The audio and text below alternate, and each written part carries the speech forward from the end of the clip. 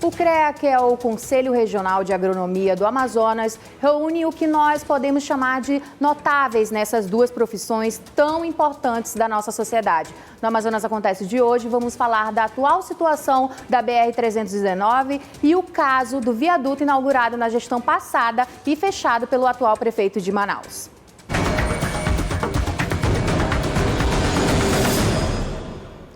Olá, muito boa tarde. Hoje no Amazonas Acontece, nós recebemos o presidente do CREA Amazonas, Afonso Lins. Muito obrigada por ter aceito o nosso convite. Seja sempre muito bem-vindo.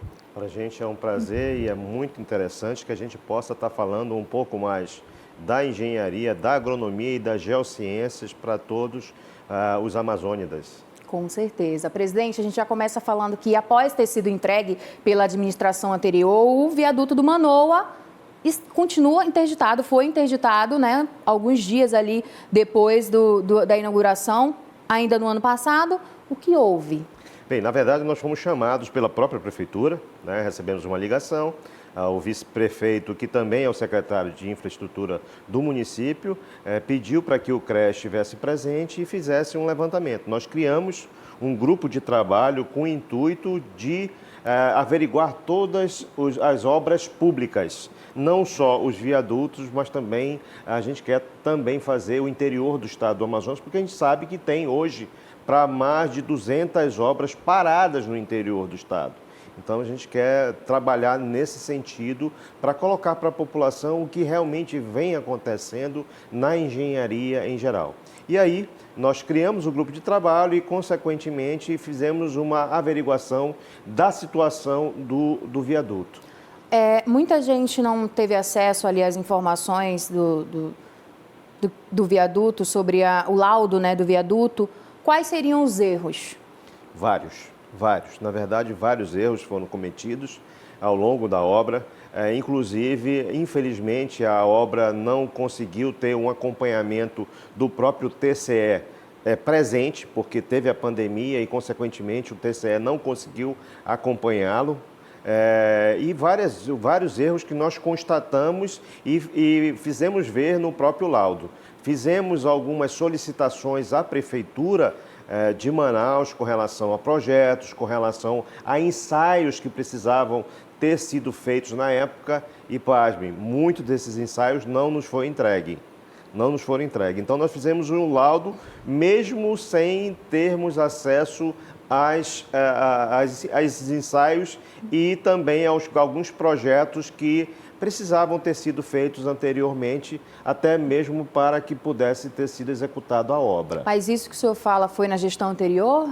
Sim, foi na gestão anterior, né? Então, agora, por eles não terem esses documentos e esses ensaios, eles não conseguiram nos entregar e, consequentemente, a gente não teve acesso e teve que fazer com o que nós tínhamos.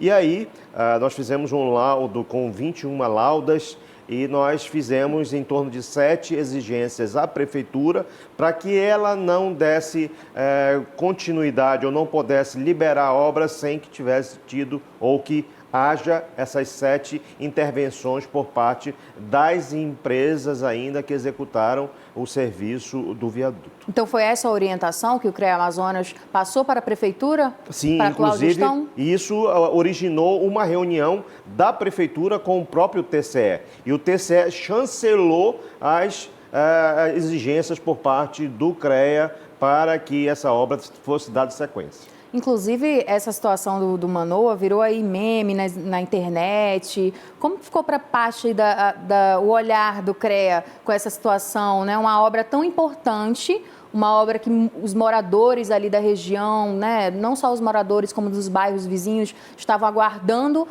ajuda no fluxo e agora está parado. Imagina você ter uma obra de 47 milhões de reais ser entregue dia 31 de dezembro e depois você ter que fechar novamente por problemas de execução e até mesmo problemas de projeto. Complicado, muito complicado. E aí eu te relato mais ainda. E agora, por exemplo, que já começaram as memes no viaduto também, lá da Torquato, onde ontem estava alagado. e também o outro viaduto da Constantino Neri, que não pode nenhum carro ou veículo com mais de 4 metros passarem por baixo do viaduto. Ou seja, você também gasta um dinheiro público para colocar limitações onde não deveriam haver. Então, tudo isso, por isso que nós geramos e nós criamos o grupo de trabalho, exatamente para que a gente possa avançar nesses problemas que nós temos na cidade de Manaus e no estado do Amazonas, mas nós também gostaríamos de participar dos projetos futuros da cidade de Manaus e do estado do Amazonas. E achamos fantástico quando fomos convidados, por exemplo, para discutir a M010, né? E aí sim, inclusive nós já comentamos na audiência pública o afastamento da M010 que coloca 1,5 metro, quando na verdade a legislação diz que tem que ser 2,5 metros. Então já começa ao CREA também se inserir nessa parte técnica com relação às obras em geral. Na sua opinião, então, a não participação do CREA fez com que todos esses problemas aí, né, de Djalma, Constantino, Torquato, acontecessem? Mas eu digo que o maior problema disso tudo é, na verdade, a falta do projeto executivo. É um básico? O executivo é o mais do que o básico. Uhum. Na verdade, muitas vezes eles fazem com o basicão, que a gente chama, que é muito básico, e a gente precisa de um projeto executivo bem mais detalhado, tá? Para que a gente possa iniciar uma obra. Precisa dessa preocupação. Exatamente. E é exatamente nisso que a gente está inserido e quer participar para que todas as obras na cidade de Manaus e no estado do Amazonas possam ter, sim, um projeto executivo. Olha, na China a gente consegue executar obras em cerca de 1 mês só. Mas, em compensação, o planejamento é de 2 anos. Essa é a diferença para o Brasil. Essa é a diferença. Então, se gasta muito mais tempo se planejando, mas, em compensação, na hora de executar, você executa rapidamente. Por que não o Brasil fazer da mesma forma? E aí vem aquele negócio de gestão pública, onde você tem que entregar, porque o mandato do prefeito vai vencer em dezembro, dia 31, e tem que entregar a obra até o dia 31. E aí se mete os pés pelas mãos e acontece o que aconteceu no viaduto do Manoa. E a população é que paga. Fica prejudicada. Os Sim, motoristas, os ônibus que ficam ali sem poder, né? E outra coisa, presidente, a empresa que fez o viaduto do Manoa tem um nome bem conhecido em Manaus. Pode ter dado aí um erro? Qual foi o erro desse projeto? O erro na execução? Ou a gente volta para aquele projeto? Eu acho que, primeiro, problema no projeto, e mais, eu acho que a pandemia, eu sei que houveram vários erros sequenciais e acaba que o viaduto foi executado não da forma que deveria ter sido. E aí causaram aqueles problemas todos que foram visuais, na verdade. Hoje não, já boa parte deles já estão solucionados, mas ali era visual, você não precisava ser engenheiro, você já via, tanto é que os memes mostravam exatamente isso. Então não tinha como tu dizeres que estava bem executável e que estava correto, por quê? Porque visualmente você conseguia verificar as falhas que houveram no viaduto. Nesse caso, o papel do CREA é apenas de consultoria ou a entidade que o senhor representa, ela é chamada antes da obra para começar, para aprovar, para ter uma opinião? O CREA fiscaliza os profissionais e fiscaliza para saber se você tem algum profissional registrado que pertence àquela obra, entendeu? Que foi contratado para aquela obra. Que inclusive são 20 mil profissionais? 22 mil profissionais 22 mil. Nós temos hoje registrados no Conselho hoje, no E Amazonas. as ações do Conselho? Como São estão várias, as ações? Ótimas. Você pode contar para a gente as mais importantes? Olha, agora, por exemplo, a gente teve, eu fiquei hiper feliz, nós recebemos várias reclamações esse final de semana, porque o CREA estava fiscalizando a área da engenharia de pesca. Tá? E aí os produtores estavam reclamando porque estavam sendo fiscalizados. O que nunca havia acontecido. Nunca havia acontecido. E para a gente é fantástico. Por quê? Porque você gera emprego e renda para os profissionais da área. Por quê? Porque aquela empresa que trabalha com piscicultura, por exemplo, ela tem que ter um profissional habilitado, registrado na empresa que seja responsável técnico por aquela produção, por exemplo, da piscicultura. E muitas delas, infelizmente, não têm. E aí você precisa dar qualidade a tudo que você faz no estado do Amazonas. Talvez a gente hoje, por exemplo, nós já fomos o primeiro produtor de pescado no Brasil. Hoje nós somos o quê? O 9º, 10º? E por que a gente perdeu isso? Exatamente por quê? Porque nós não tínhamos profissionais habilitados, contratados, cuidando exatamente dessa produção no estado do Amazonas. E aí se foi cometendo erros e nós fomos perdendo o espaço no mercado. Você falou que os pescadores ficaram ali chateados, incomodados com a fiscalização. Os produtores, na verdade, não são os pescadores, são os produtores. E na sua opinião, por quê? Eles ficaram chateados? Porque nunca foram fiscalizados e muitos deles não querem ter um profissional habilitado cuidando daquilo como se fosse uma obra. Você hoje, por exemplo, você chega numa obra e ele quer pagar somente aquela pessoa que é contratada para fazer aquilo e não é um engenheiro, não é uma pessoa que estudou para ter o conhecimento daquilo tudo, entendeu? Então é isso que acontece. Na visão deles, então, é um gasto a mais. É um gasto a mais.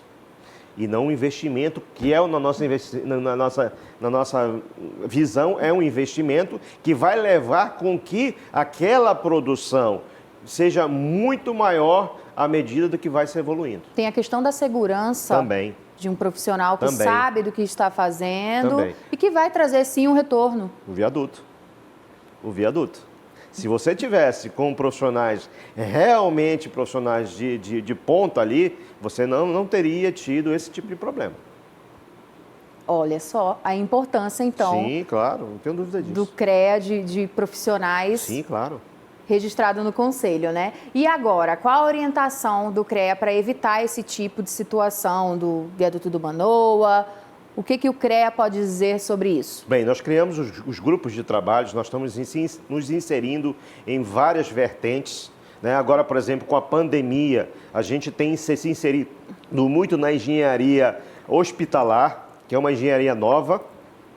Nós tivemos vários engenheiros mecânicos sendo chamados para fazer reparos de aparelhos que funcionam dentro dos hospitais. Para a gente isso é fantástico, é ótimo. Vou tomar uma água aqui, claro, a garganta pode ficar à vontade. Então foram chamados exatamente para intervir na área, né? O oxigênio, nós fomos chamados para participarmos do grupo de trabalho, para verificarmos se realmente a produção daquela empresa estava em 100% de produção de oxigênio. Algo extremamente importante para o momento que nós estamos vivendo. E aí também foi fantástico para a gente, por quê? Porque tivemos que se trazer de Rondônia para o Amazonas o oxigênio, e aí o oxigênio que chegaria em 12 horas se a rodovia estivesse asfaltada, a BR-319 levou 4 dias. E 4 dias porque teve o acompanhamento da Polícia Rodoviária e do DENIT, senão levaria muito mais tempo. E aí também se demonstra a importância da rodovia, que a gente está chamando agora de rodovia da vida. Por quê? Porque oxigênio é vida. É vida. É isso. BR-319 é o próximo assunto. Amazonas Acontece vai para um breve intervalo. A gente volta já já, não sai daí.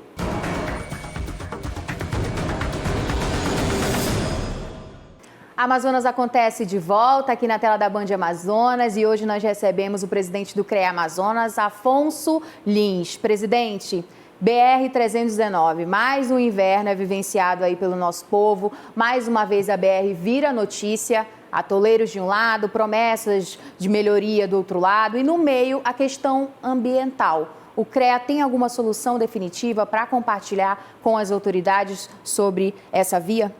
Sim, nós criamos um GT, Grupo de Trabalho da BR-319. Nós tivemos uma audiência já na semana passada com a inserção do DENIT nacional e também com o Ministério da Infraestrutura Nacional. E agora, nessa semana, nós teremos mais ainda uma nova reunião com a presença confirmada do ministro dos Transportes, que já soubemos que teve com o senador Eduardo Braga na semana passada, também numa videoconferência, dizendo que a BR seria asfaltada em 2022. Isso é uma ótima notícia para todos nós, né? E a gente não entende o porquê de tanto empecilho para que a rodovia seja asfaltada. Uma rodovia que já existiu, já foi asfaltada dos idos dos anos 70, inclusive fez agora sexta-feira 45 anos que ela foi inaugurada. Então é um ponto importantíssimo. Então ela já foi toda asfaltada. Então, qualquer tipo de falácia que se tenha com relação a impactos ambientais, isso já foi tudo gerado quando ela foi asfaltada em 1976. Aliás, foi entregue em 76, foi asfaltada nos anos de 1970. Então, é muita falácia. Eu sempre falo o seguinte, o Amazonas, ele paga um preço muito alto pelo seu nome Amazonas. Amazônia, Amazonas. Exatamente, as pessoas confundem muito, né? Amazônia e Amazonas até se confundem muito. Mas o que eu sempre falo, hoje, por exemplo, eu sou coordenador do Colégio de Presidentes. A gente está coordenando todos os presidentes de todo o Brasil com relação à CREA. Então, eu participo de todas as reuniões nacionais e uma das coisas que eu gosto de tocar muito no assunto é o seguinte, e às vezes até o presidente do Pará reclama um pouco. Eu disse, olha, no Pará pode tudo, no Amazonas não pode nada. Por quê? Por causa do nome Amazonas. O licenciamento para o Amazonas é mais complicado. Carrega um peso, né? Carrega o peso do nome Amazonas. Então, tudo que é no Amazonas que você quer fazer, aí vem uma ONG, não sei da onde, que consegue se comunicar com a Europa, com os Estados Unidos, aí vem um ator de lá para se colocar contra a que a gente faça qualquer tipo, ou promova qualquer tipo de desenvolvimento para a nossa região. E aí eu digo mais, o Amazonas, ele tem o direito, o amazonense tem o direito de ir e vir. E por que a gente não pode ter o direito de pegar meu carro, por exemplo, pegar a BR-319 e estar em Rondônia em 12 horas, por exemplo? No verão, eu consigo perfeitamente, no verão, eu saio na balsa das 4 da manhã de Manaus, pegando a balsa, às 5 da tarde já estou em Humaitá. De Humaitá para Porto Velho, que são 200 quilômetros, é perfeito, pavimentado, tranquilo, entendeu? Você consegue fazer, às vezes, até em menos de 2 horas esse percurso tranquilamente. Bem rápido. Bem rápido. Por quê? Porque lá se tem um licenciamento e conseguiu-se asfaltar a rodovia. E detalhe, muita gente acha que o problema do licenciamento é da rodovia toda. E não é. A rodovia toda tem aproximadamente 860 quilômetros. Nós só não temos o licenciamento da parte do meio da rodovia, que são um pouco mais de 400 quilômetros só. Ou seja, nos é impedido só por esse trecho do meio. Ou seja, invenções ocultas para que não fosse asfaltada a BR-319. E se você for participar, por exemplo, de reuniões com populações que vivem ao longo da BR-319, é pior ainda, porque elas dizem que chegaram a ver a rodovia ser dinamitada na época que ela não estava recebendo a manutenção. Então isso é o quê? Uma destruição proposital para que a rodovia não fosse ou não estivesse à disposição de todos nós. A falta de manutenção é o maior motivo pelo qual a BR está do jeito que está? Não, hoje ela tem manutenção, né? O problema é que ela foi destruída ao longo dos anos, né? Ela já foi pavimentada e hoje nós somos impedidos de asfaltar a rodovia por falta de licenciamento. Mas o licenciamento, boa parte dele está emperrado por causa também do licenciamento indígena. E aí, pouca gente sabe, mas a gente não tem um licenciamento indígena, por exemplo, porque colocam comunidades indígenas que estão distantes da rodovia 100, 200 quilômetros. Você acha justo a gente ter que licenciar comunidades que estão a 100, 200 quilômetros da rodovia? Isso vai gerar impacto para aquela comunidade? Claro que não.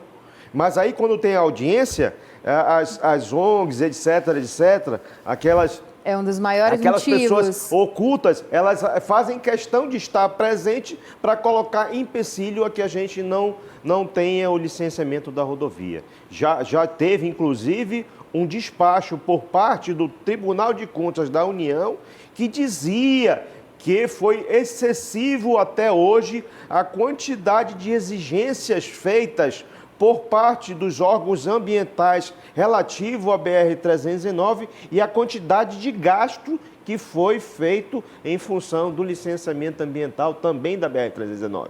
E aí, se você for fazer um comparativo, vamos lá comparar, a BR-319 está no Amazonas e ela já existiu, já foi asfaltada. Aí vamos lá, a BR-163 que está no Pará, que liga até Mato Grosso, nunca foi licenciada, aliás, já está licenciada, mas nunca existiu, está existindo agora. E o licenciamento foi fácil, foi executado e hoje já está sendo asfaltada. E por que a BR-319 não? Se ela já teve o licenciamento, já foi asfaltada, já foi executada e agora tem esse empecilho. Aí vai de encontro àquilo que eu te falei no começo. No Amazonas, tudo é muito mais difícil do que no próprio Pará. Com o atual governo federal, que em outras regiões do país, que é exatamente isso que a gente está falando, dando respostas aí no segmento de infraestrutura, o senhor acha que agora a BR-319 terá solução? Agora vai? Acho. Primeiro porque eu entendo que hoje, no governo federal, o melhor ministro está exatamente no Ministério da Infraestrutura.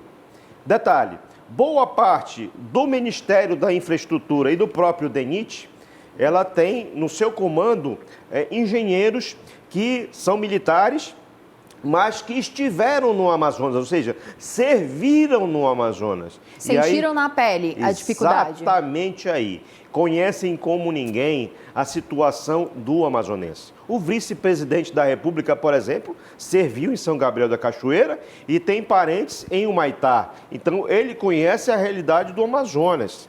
O ministro da Infraestrutura serviu aqui no Amazonas e ele conhece como ninguém, até porque comia churrasco aqui em Manaus, na época, num local conhecido aqui em Manaus, então ele conhece como ninguém a cidade de Manaus, o estado do Amazonas e a realidade no nosso Amazonas. Então, por isso tudo, a gente entende que existe sim um conhecimento e uma força de vontade muito grande para que a BR sim saia. Presidente, já foram gastos mais de 100 milhões de reais em documentos como o EIA, que é o Estudos de Impactos Ambientais, e o RIMA, que é Relatórios de Impactos do Meio Ambiente. Ainda serão necessários mais estudos para o chamado trecho do meio? Mas esperamos que não. É exatamente sobre isso que eu me dirigia quando houve um despacho por parte do próprio TCU, onde o TCU relatava isso, que achava que é excessivo o valor gasto em licenciamento com a BR-319, uma BR que já foi asfaltada um dia.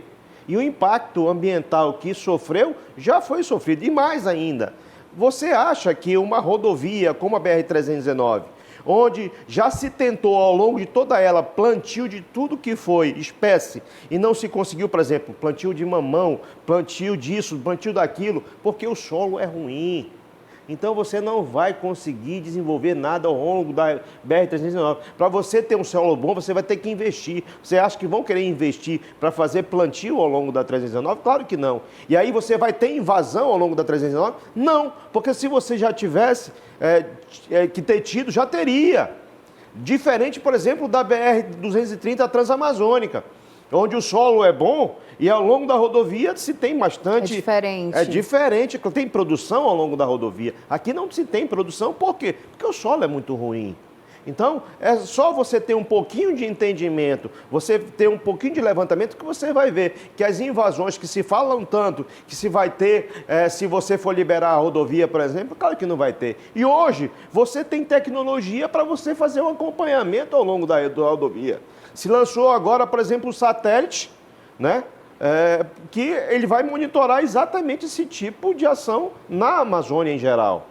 Então, se tendo um monitoramento, você vai saber se vai ter desmatamento, se vai ter queimada ou se vai ter invasão. Consegue controlar, ter um controle maior. É exatamente isso. Economicamente falando, a BR-319 ela é viável para o Amazonas? Com certeza, eu entendo que para ser asfaltada dos anos de 1970, já teve um levantamento econômico à época para a liberação da rodovia. E hoje a situação do estado do Amazonas, eu tenho certeza que nós conseguiríamos, inclusive, baratear o custo de muitos produtos na cidade de Manaus. Porque hoje um dos maiores fretes que nós temos é no Amazonas em virtude de nós não termos a rodovia. E aí se fala muito, mas Afonso, e a hidrovia do Madeira? Eu entendo que não concorrem uma coisa com outra.